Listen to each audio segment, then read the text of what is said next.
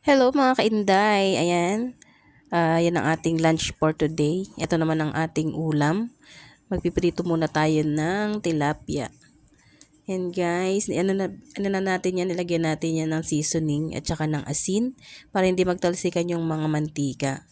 Yan muna guys ang ating ulam, piniritong tilapia. Ayan. Saglit lang naman yan guys lulutuin kaya hindi naman tayo masyadong matatagalan sa pagluluto. Piprito lang natin yan magkabila, palulutungin natin yan para masarap yung pati yung ulo niya makakain natin. Para yung lutong niya masarap siyang kainin.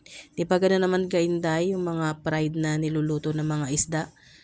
Kailangan malutong siya. Yan, ano na natin siya, babalik na rin para yung kabila naman yung maluluto dyan. Yan na guys ang ating pananghalian, piniritong tilapia. And then, sasawasawan lang natin yan guys gumawa lang ako dyan ng kalamansi na may toyo. Tapos nilagyan ko siya ng sibuyas.